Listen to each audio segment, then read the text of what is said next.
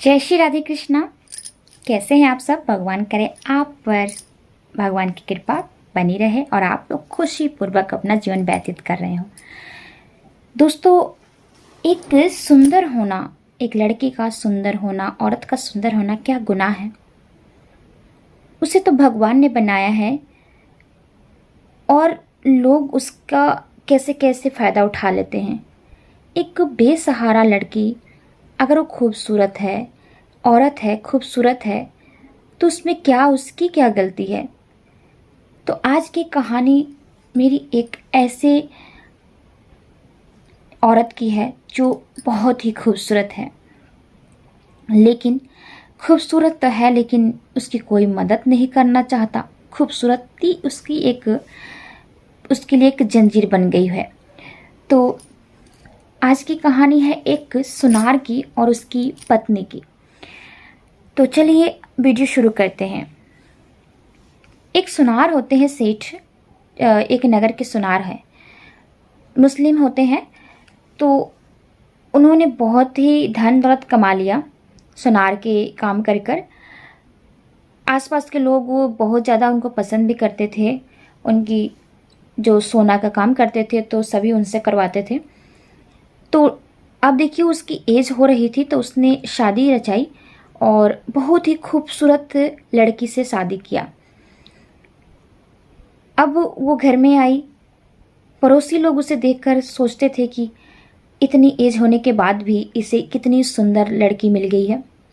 लेकिन लड़की ने कभी ये नहीं सोचा कि मुझे एज का पति मिला है। बहुत अच्छे से साथ में रहते थे। उनका एक पड़ोसी था जो कि सुनार की जो वाइफ थी, पत्नी थी, उस पर मोहित हो गया था। वो चाहता था कि किसी तरह से मैं उससे बात करूं, अपने मन की बात बता दूं, लेकिन उसे वक्त नहीं मिल पाता था। कभी वो सामने से भी जाती थी तो कोशिश कर कर थक चुका, लेकिन वो उसे भाव नहीं देती थी। अब उसने सोचा कि क्यों ना मैं इस लड़की को बात करने के लिए सबसे बड़ा ऑप्शन क्या है कि इसके पति को पहले अपने बस में करूं। मतलब इसको, जो इसका पति है उससे मैं दोस्ती करूं और मेरा दोस्त बन जाएगा, फिर मैं इसके घर आना जाना लगा रहेगा जिससे मैं बात कर सकता हूं। उसने उसके पति से बहुत सारी दोस्ती करना शुरू किया। पहले दोस्ती किया, फिर उसके साथ दिन रात रहना शुरू किया, जिसकी वजह से उसके पति का पूरा विश्वास हो गया उस पर। जो पड़ोसी था उसे उसे एकदम बहुत ही बेस्ट फ्रेंड मानने लगा। अब पक्के दोस्त की तरह दोनों रहने लगे। एक दिन दोनों साथ में बैठे थे रात को, तो आदमी ने कहा, जो सुनार था, कि दोस्त, मैं तुमसे अपने मन की बात कहना चाहता हूँ, मेरे मन की बात सुनो। मैं कहना चाहता हूँ कि मेरी जो वाइफ है बहुत एज नहीं है उसका, बहुत सुंदर है, सुशील है और बहुत कम उम्र की है, और मैं काफ़ी बूढ़ा हूँ, चला हूँ, मतलब मेरा तो एज हो चुका है, ज़्यादा ही एज का हूँ मैं। तो मुझे कभी कभी डर सताता है कि कहीं मेरी वाइफ मुझे धोखा देकर मेरे सारे धन दौलत लेकर ना चली जाए।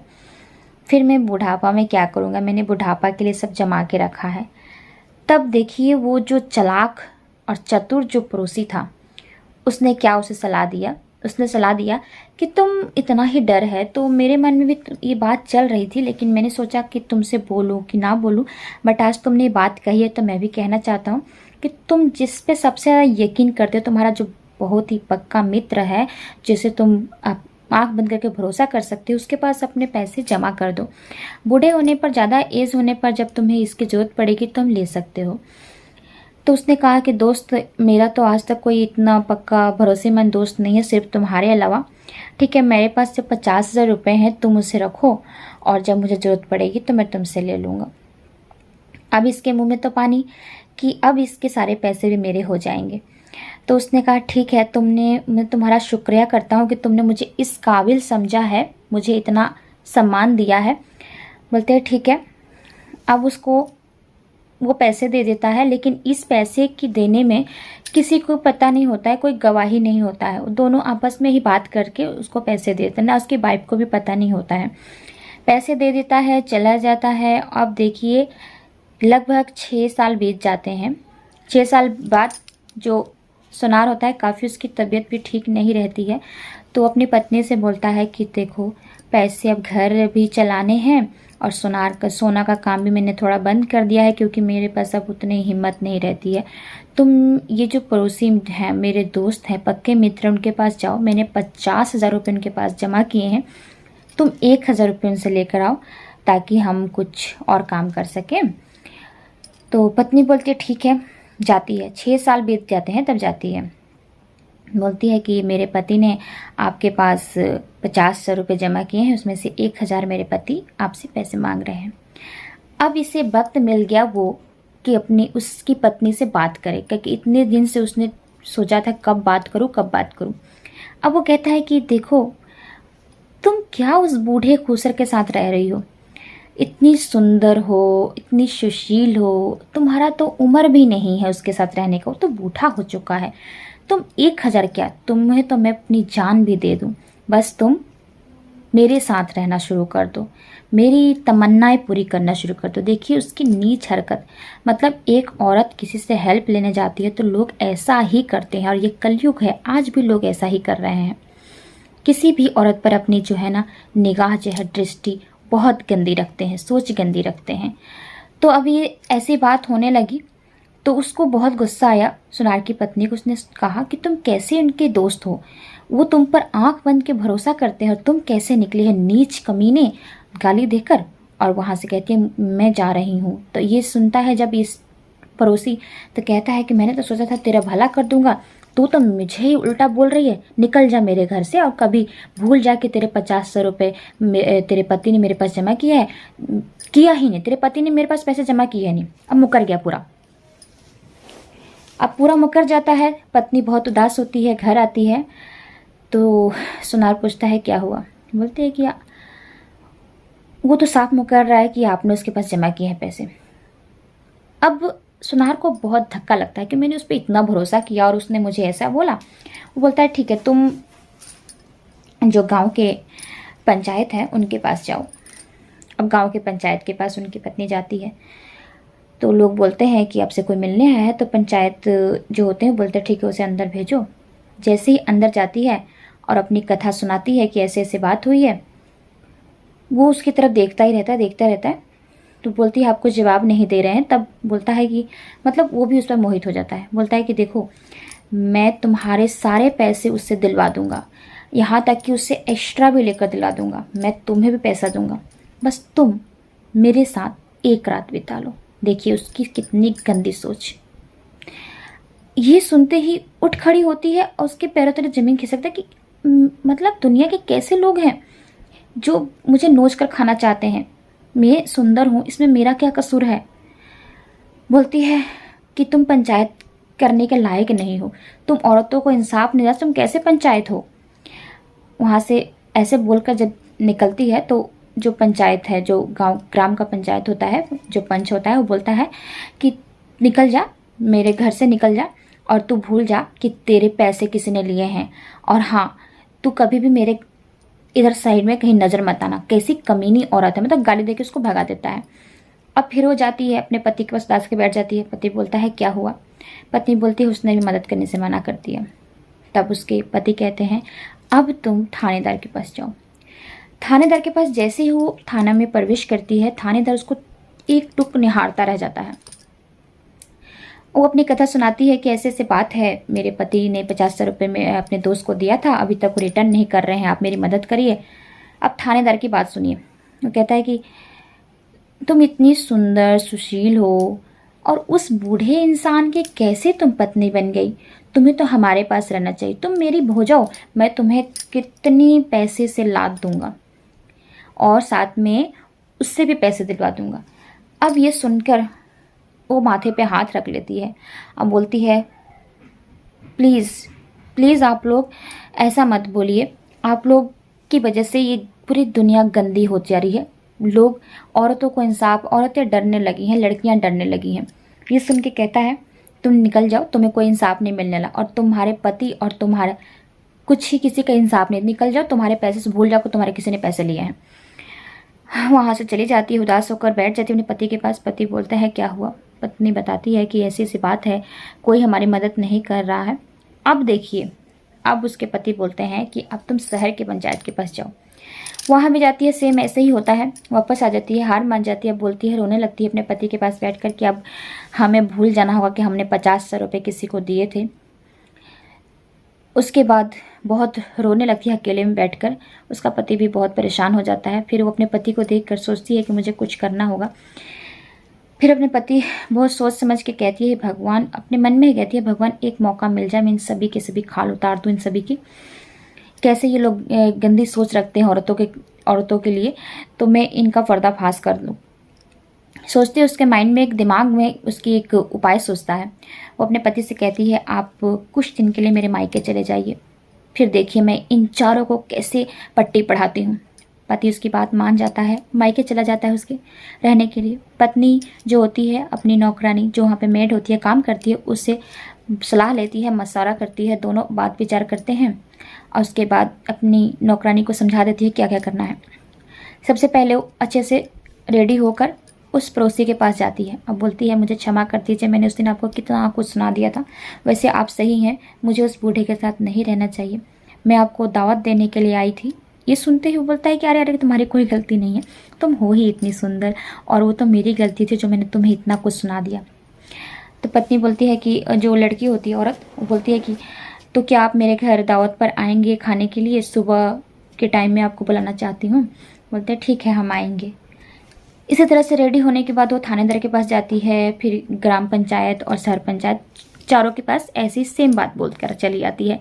और टाइमिंग देखिए कैसे रखती है, 1-1 घंटा का फ़र्क रख देती है कि 7 बजे आप चले आइए, 8 बजे आप, ऐसे करके आप लोग चले आइएगा। घर आती है, घर को अच्छे से सजाती है और नौकरानी उसकी हेल्प करती है और उसके बाद खुद अच्छी साड़ी पहनती है, रेडी हो जाती है।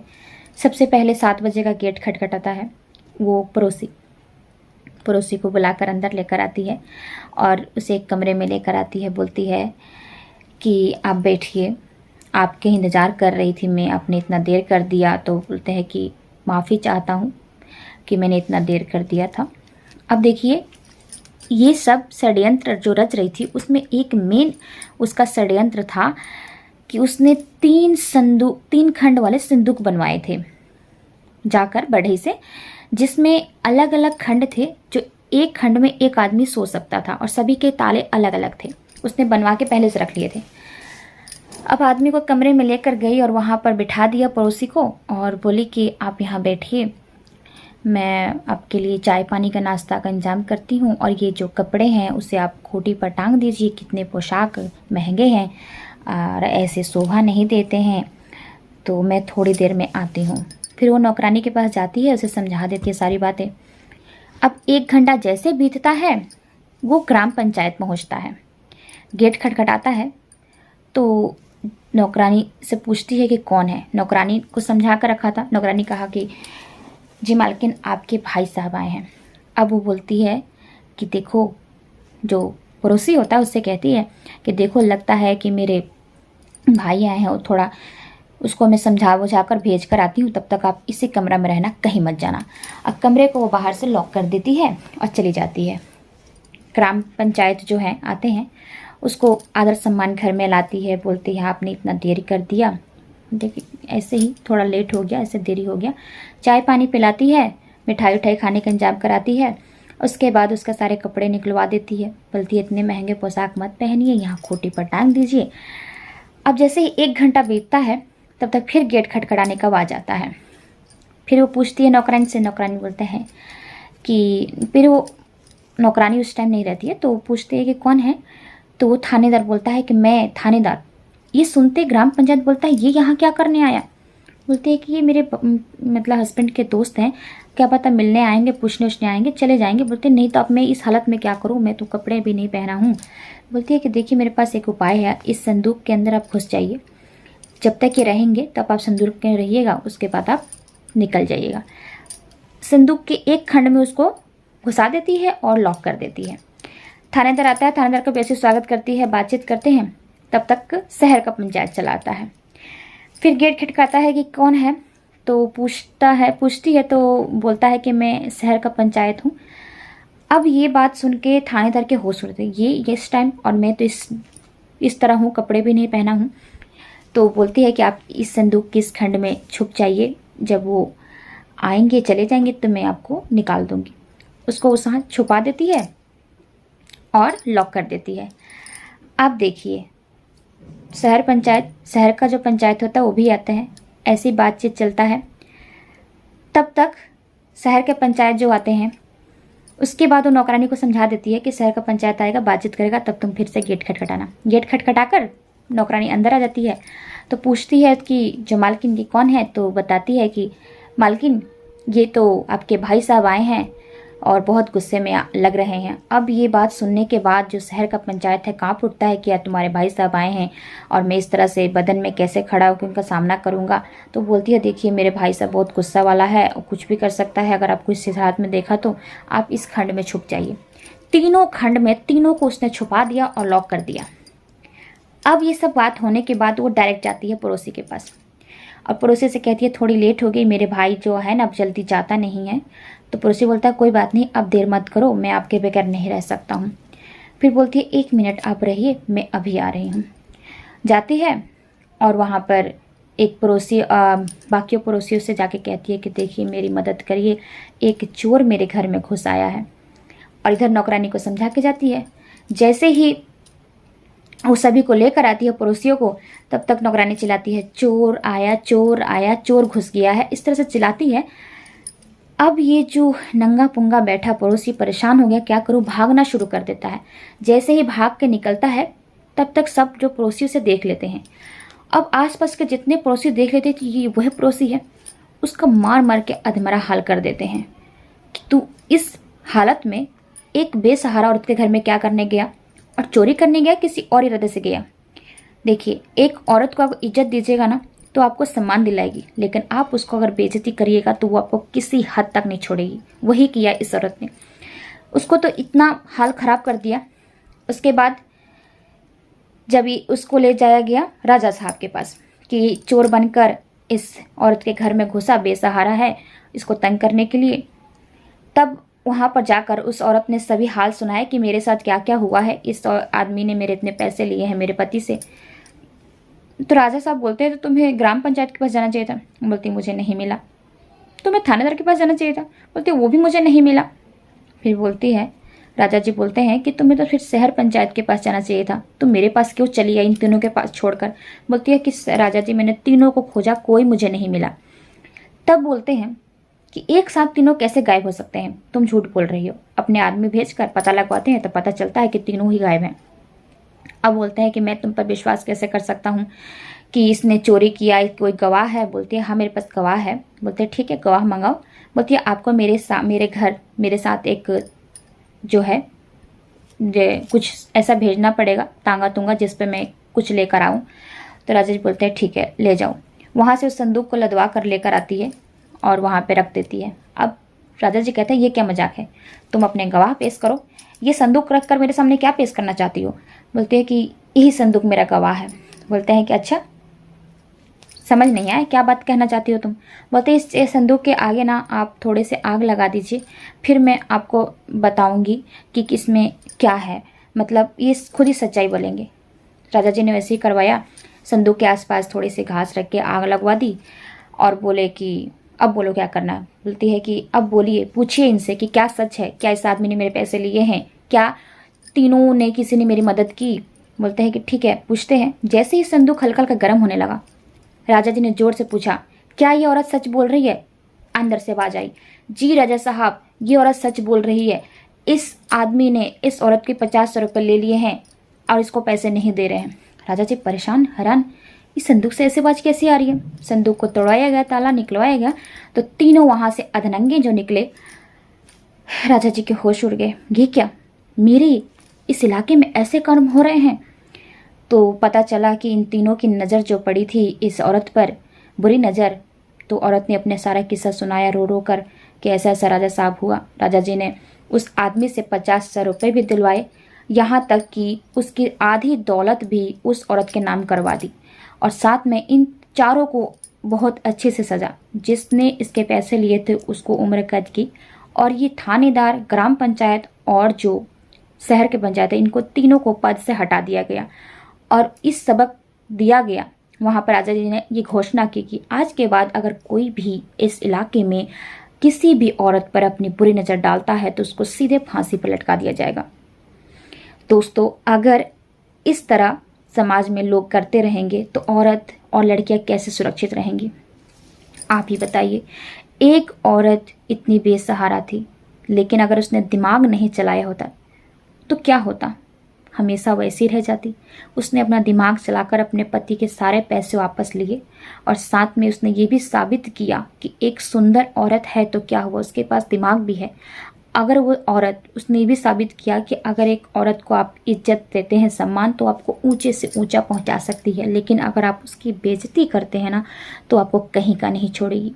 इज्जत करें औरत का, इज्जत करते हैं ठीक है, लेकिन अपनी जो बुरी नज़र है ना औरत पे भी ऐसे मत डालिए कि औरत अपने आप को बेसहारा समझने लगे। इसी वजह से तो आज ऐसा होता है कि हमारी जो लड़कियां होती हैं, हमारे मतलब औरत लड़कियां सभी सेफ नहीं महसूस करती हैं घर से बाहर निकलने में। आजकल तो और ज़्यादा हो रहा है कि हर कोई मतलब ये नहीं देखता कि उसकी एज क्या है क्या नहीं। हमारी आंटी है, चाची, कुछ भी नहीं देखते हैं लोग, उस डायरेक्ट उस पर ऐसी निगाह डालते हैं कि बेचारी वो घर से निकलना बंद कर देती हैं लोग।